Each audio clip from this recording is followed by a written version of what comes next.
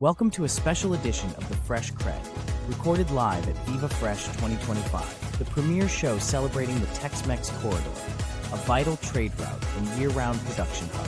These episodes are made possible thanks to our amazing sponsors: Sunfed, Ifco, Monterey Mushrooms, EXP Group, Anavale, Arctic's Produce, Agrogonzamek, Agribah, Athos, and the Texas International Produce Association. Enjoy the episode. We've been joined by a special guest, Mr. Jon Holder, VP of Produce and Floral with Superior Grocers. Welcome aboard, John. The good ship Lollipop here. Thank you, Craig. Thank you, Ed. Thank you for having me here today. Thanks for being here. It's my pleasure. Yeah, you'd be surprised at people that tell us no. So I wouldn't be though. So my first time of meeting John goes back to my RPC days. I was hustling hard RPCs out in Sacramento. Yeah. Yeah, we brought that program on board in Rayleigh's. Yeah, exactly. And wow, that's right. So why didn't you tell me y'all knew each other? Because I figured it's like everything else in this show. It needs to be a surprise. Wow, I'm blown away and surprised. So thank you for that. Yeah, so it made my life exciting today. Well, that's what I'm here to do. But anyway, there's more about John. I just wanted to mention the fact that John and I do have a history. Sure. We do. And it's not a dark history like most people I know. Yeah, it's not tainted at all. No, not at all. No. Although there was this bus ride that we used to do. That's true. There was that. Yeah, we used to do a produce tour that IFCO helped sponsor, and we're gonna have to bring that back. Yeah. Note taken. We were chatting a few minutes ago before we started, though. In all seriousness, you said the show was great. Yes. Third time you've been here. Time. So obviously, you live in Santa Fe Springs, California, right now? I live in Brea, which is in Orange County. Okay. Yes. It's not around the corner. There is some effort to get here. It is a Saturday, but you obviously felt it was important enough to be here. So yes, we appreciate that. Yes, and plus I like getting out into different markets, going out and looking at the retailers in those markets, see if there's anything that I'm missing for my customer base that I should be bringing in. That's awesome. Heading back today? No, heading back tomorrow. All right. Well, we'll have you in Houston one more day. Absolutely. That's great. Take a little opportunity of the Houston hospitality. Now, you're a baseball fan, right?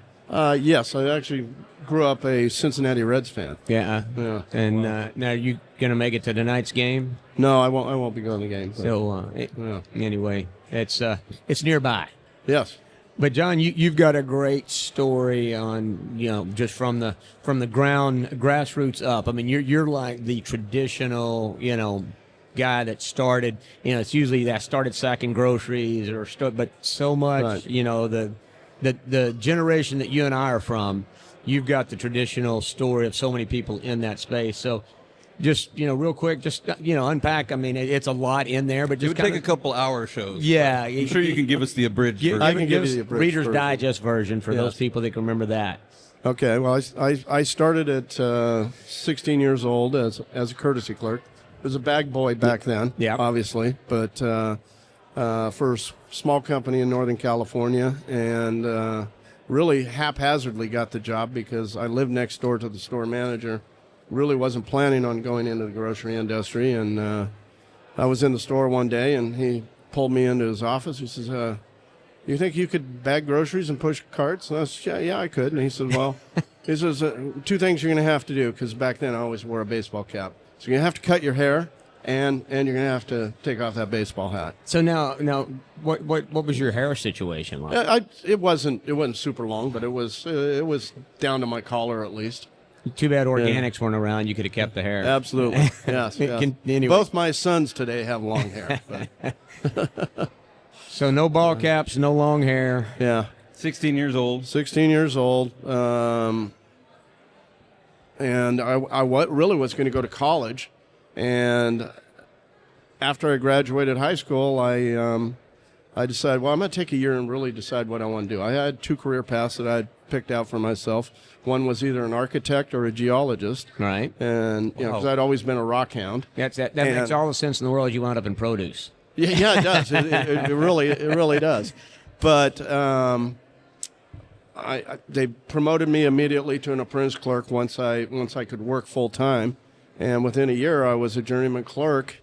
And at that time, in 19, let's see, I graduated 77, so 1978, I was making $25,000 a year because Northern California had the best contract in the United States for grocery employees. So yeah, that's what year? What year was that? That was 1978. 1978. I can tell you that was out of college in 91, 92. I believe my base salary out of college in the 90s was not far off from that. Yeah. So that was good money in that time of year for sure. And that's why I got stuck in it. Yeah. And then after I'd become an apprentice clerk, the produce manager in that store, he saw what a hustler I was, how I worked hard and worked fast, and he asked for me, and that's where I ended up, was in the produce department. I ended up being his second person. Wow. And then off to Rayleigh's soon after that? Rayleigh's in 1983. So I'd worked... Same region? Same region. Well, somewhat. I was still in Northern California. I had worked my way up from a box boy to a store manager. And then Rayleigh's was hiring, and a friend of mine had gone to work for him, and he says, man, this is a growing company. You've got to come to work for him. So I ended up leaving that job and moving to the Bay Area, Antioch, Pittsburgh area of California, and going to work for Rayleigh's there, and did really well, worked my way up, and ended up being second in charge at Rayleigh's at one point. Well, they shipped you to Vegas first, right? They shipped me to Vegas. During the Albertsons Lucky transition, we opened 19 stores there that used to be Albertsons. And then about 3 years later, Rayleigh's really wasn't doing well in the market because they came in. They had just been voted the #1 supermarket in the U.S., and they came in with that attitude, and that didn't work in Vegas. Yeah. You know, they came in, didn't do their pricing studies right, came in too high priced, and the customer never forgave us. And so they pulled out 3 years later, and I left for a short period of time because I had made some promises to my girls when I moved them down there, because we'd lived in far northern California in Redding for 15 years. So my kids were born there, and they had started high school there, and I promised them, I won't move you again until you graduate high school. So that's awesome. I had a hard decision to make. I had to leave the company, and it was a tough day, and ended up working for the Ralph's Food for Less group as the same position as a specialist. And a year and a half later, I got a call from Rayleigh's, and they had asked me to come back and wanted me to take over the Reno division, and it was just perfect timing. And then I took over the Reno division, and about a year and a half later, Greg Corrigan, he had just been promoted to director of produce, and he said, I want John to come down and be my right-hand person. So that's where I ended up until I retired from Rayleigh's in 2015. Well, you didn't exactly retire. I didn't really retire. In fact, you probably did the opposite of retire. Yeah, I actually went on the perfect diet program. Buy yourself a grocery outlet and spend 12 hours a day in it, 7 days a week. Yeah, that'll show him. Yeah. That'll show him. I was pretty slim back then. Yeah. I can't even imagine. I worked as a kid in grocery stores, and my brother one time was an Albertson store manager, and God, that's a tough life. Yeah. You were a franchisee? Yes. Yeah. Oh, wow. Yeah. That's cool. Yeah, it was a good experience, really good experience. But I think you read in my bio, we lost our oldest daughter due to lung cancer, and actually it was 3 months after we took over the store. Oh, wow. And so, my wife and I, we limped our way through it, and we were doing well. But Scott knew that Scott Olson was director of produce at Grocery Outlet at that time, and he knew my work ethic, and he knew I didn't want to spend 12 hours a day in the store, so he brought me into the office as a East Coast and Northwest buyer. Yeah. And then I was perfectly happy in that position, doing fairly well. And then Rich Wardwell, who's current CEO of Superior Grocers down in L.A., he had been after me since 2014 because he was with me on that opening those stores in Las Vegas. That's where we met. Oh my God! He worked for Think Rayleigh's about how as well. time, yeah. Yeah, and so he he finally threw enough money at me to get me to move to Southern California, and that's where I've been for the last 6.5 years. But like I say, that great story, great freaking journey. Overcame obviously some really difficult stuff. And, yes. Tough time. Yeah, 100%. Yeah, my brother, lost his wife to lung cancer as well. So it's tough, but like I say, a lot of perseverance. Absolutely, A lot of perseverance. So, Lived two places I've lived: Northern California and Las Vegas. yeah, that's right. Well, Gilroy, I guess that's Central Valley, right? Yeah, we call it NorCal. Yeah. We're definitely not South, and we don't want to be, or we didn't want to be. I haven't lived there since I was 18. Yeah, and you don't want to be calling Gilroy the Bay Area either, right? Yeah, exactly. So- It was a great place to grow up, though. Yeah. I mean, we lived out in the foothills, and it was literally like something. Looking back at it now, it was like something out of a movie. It was pretty cool. Time to be growing up in a cool area. It's still a great area. Yeah. Yeah. Now we're in the L.A. area. I live in Brea, Okay. which is in Orange County. It's just east of Anaheim.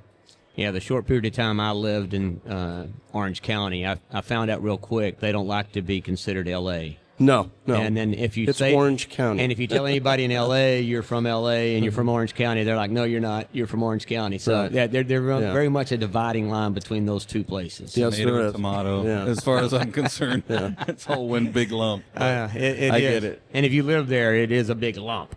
Let me just tell you what. Well, I was just there weekend before last, but way out in the outskirts. Yeah. So, you a pickleballer? No, I'm not. You're not? I'm not a very athletic person at all. Well, but now you do some hunting, right? Yes. I enjoy deer and elk hunting. More hunting than harvesting. I'm gonna try obviously. and keep Ed dialed back from taking over the conversation. But now you're talking his language, baby. Right. Yeah.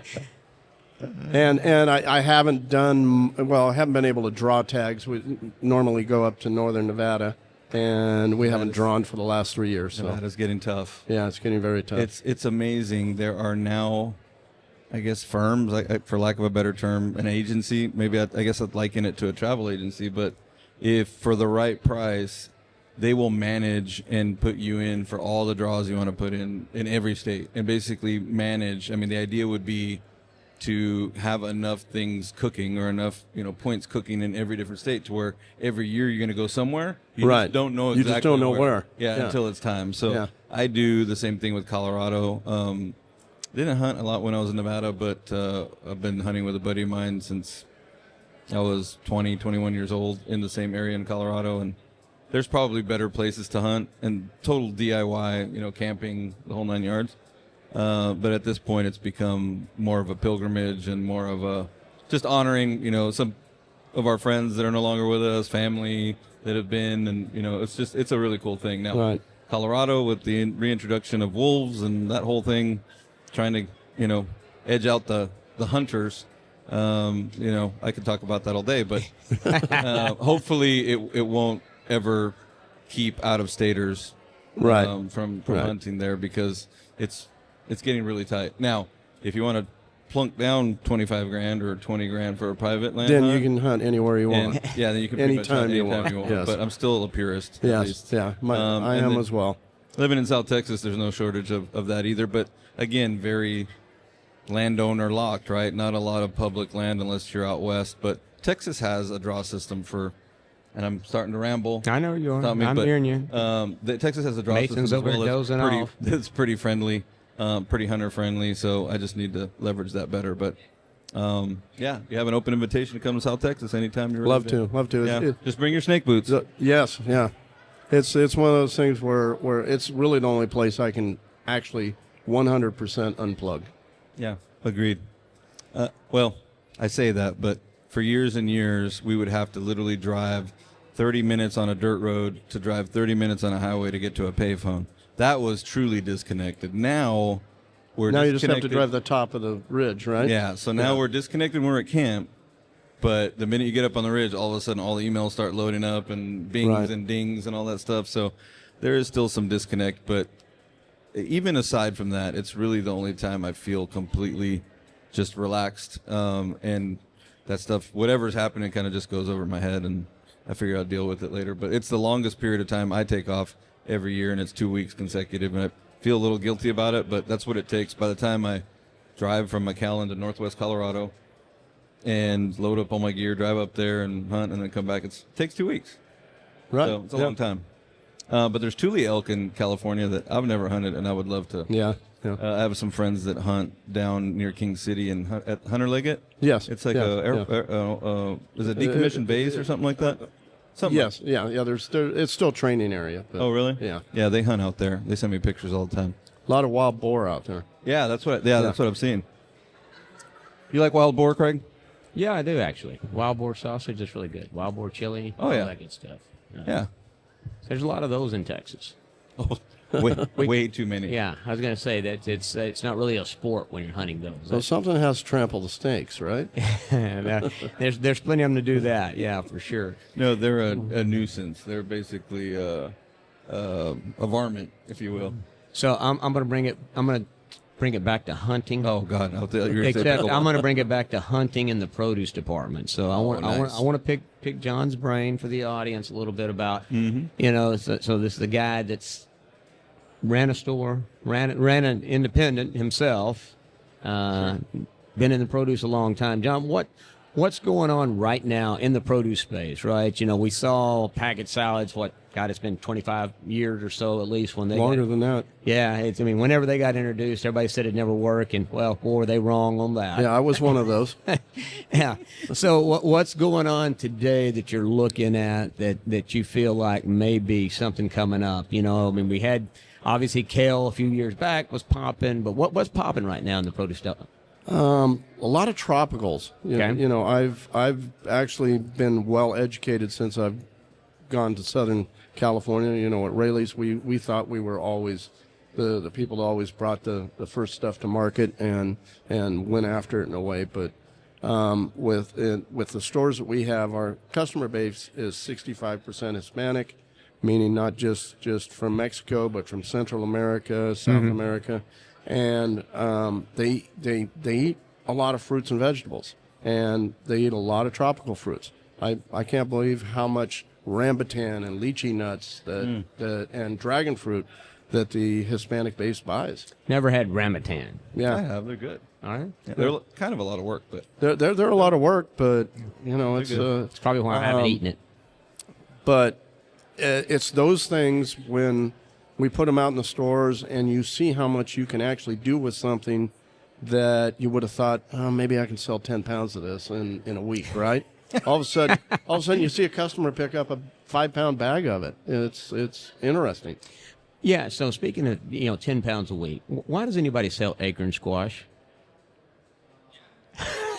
It's always been there, right? Yeah, I know, but it's like I look at all the other stuff that you could be using that shelf space for. I always ask myself, why does anybody? And we sell acorn squash, but not much, right? Yeah. 20, 30 cases is a big order a lot of times. Yeah, we do carry 4 hard squashes. It's acorn, spaghetti, butternut, and kabocha. And kabocha is really in our stores. It's the top seller. Have you tried the honey nut, the little butternuts, the honey bears? No, I haven't. They're really good. No. Yeah, and you can slice the peel and everything. It's not near as difficult as the traditional butternut. Yeah. Either, so. Yeah. Anyway, so you see the tropical space. Is it because of the clientele that you're faced with now, or do you just see that as a general trend overall? I see it as a general trend overall, but it just seems like I'm seeing it more in the Hispanic retailers. But in non-Hispanic, I would say there's probably a lot more adventurous shoppers, maybe. Yes, that can't hurt, right? Well, our generation, it's sometimes tough for us to step out of our shell. The millennials and the new generations, they're willing to try all that stuff. Yeah. They don't shy away from it. They see it, it's cute, it's neat, and they're not afraid to do it. It's an experience too. Like it's Absolutely. not just, hey, let's grab something to make for dinner and get it over with. They're literally like engaged in and enjoying and the experience of trying something new and probably posting something about it on Instagram. But so yeah, it's more experiential, I guess. Right. If you will. Right.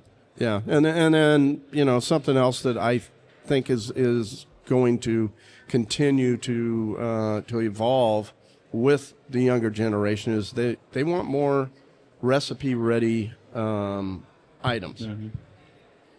They don't want to spend all day in the kitchen. Yeah, 100%. Yeah, This guy does. He's a hell of a cook. Well, I love to cook myself. I don't spend all absolutely day, do. but I All enjoy the night, then? process. Yeah, sometimes. I make apparently, according to my wife, I make a big mess. That's the only thing. She's glad that I cook, but she wishes I would learn to cook with a little less mess because I dirty every pan in the house. You don't clean as you go? No. I'm a clean as you go guy because Are you? I can't stand a messy kitchen. Yeah. so. Well. Yeah. You got to do something while you're waiting for it to cook. Mine's pretty Craig. disorganized. But Does your wife want me to come over and train you? Yeah, please. Yeah, she would love for that. If you could do that, she would be. I even know how to load a dishwasher. I think I know how to load it, but apparently I don't know how to do that either. So it's just easier for me just not to do the cleanup part, which I figure that's a little bit of a return, right? I do the cooking, somebody else does the cooking. Sure. So that's kind of the deal.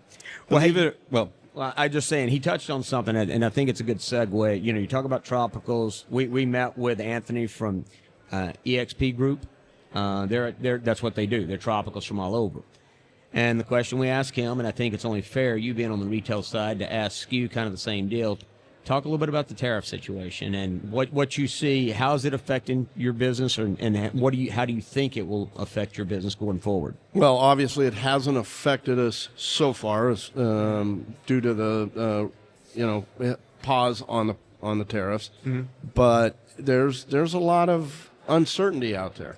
We know that prices are probably going to rise if this happens. Yeah. But I think all of the shippers and growers behind the scenes, they're looking and saying, hey, we can't pass the entire tariff on to the retailer. So I think they are looking for ways to minimize that tariff. We had just gotten a notice from one of our floral suppliers that comes out of Colombia, mm-hmm. and even though we know that tariff was 10%, they had told us they were going to raise our pricing 6%. Gotcha. So I think a lot of that is going on behind the scenes. I don't know, but I can put myself in their shoes and saying, hey, I can't go to every retailer out there and say, boom, I'm passing every bit of this on to you. Yeah. So I think they're all looking at how they can do business smarter and try to get the grower to put in a little bit, the retailer to put in a little bit, and then the shipper to put in a little bit. Well, we'll see that. And then interesting take. a little bit, right? Yes. And I mean the customer in the end. Yeah, the Right. customer. No, Yeah. the customer on the end is going to pay for it, Yeah. but that's kind of the deal. Anyway, I'm just curious, like I say, perspective-wise, how it looks and how people think it's going to affect, especially on that retail side. And I guess for you, you're not terribly concerned about it. I don't know. If you're not being in California, you're probably kind of guarded from some of it. You've got avocados that you can source not year round. We can, yes. Yeah, but you've got avocados. Garlic's not an issue. You don't have to worry about Chinese garlic.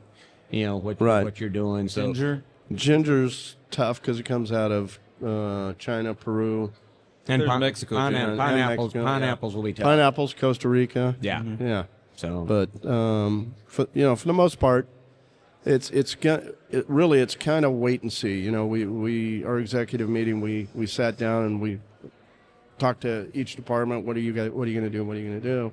And I just said, hey, I'm not going to be the first guy to have a knee-jerk reaction. Yeah. I'm going to wait and see what everybody else does. The big retailers, Kroger and Albertsons, they're going to make those moves first. yeah. Were you in the session yesterday? No, I wasn't. Okay. Yeah. I was going to say, stay informed. That's the best thing we can do. Is stay Sure. informed. Know what's happening. At this point, I've gotten more information about tariffs than I think I cared to know. But you have to. Right. Yeah. So we're getting the high sign over here, believe it or not. And so half an hour has gone by, but didn't want to wrap this up without getting a pearl of wisdom. With 40 years experience, you have to have something for us. A career lesson that stuck with you, or maybe some advice I know we're putting you on the spot, but you have to have something maybe that you could share with us that take it out. My philosophy, the way that I go to do business, and what I tell my buyers all the time is treat everybody with respect, because they're just trying to make a living too. And there's too many retailers that say, we're the retailer, you're the wholesaler, you'll do what we say. It's got to be a partnership.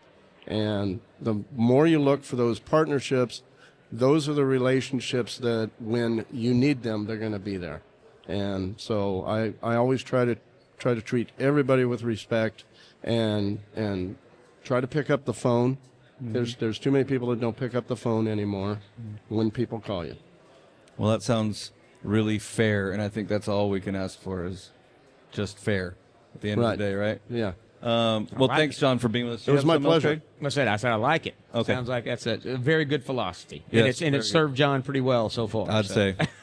Thanks for being with us, Jon. It was my pleasure. Until the next time Thank we you for meet, having me. maybe at another show in the near future, we'll pick it up from there. Thanks, All right. Jon. Really appreciate it, man. Thank Thanks. you, Greg. Thanks for listening to this special edition of the Fresh CrEd, recorded live at Viva Fresh 2025. Stay tuned. We've got more voices from the heart of the produce industry coming your way.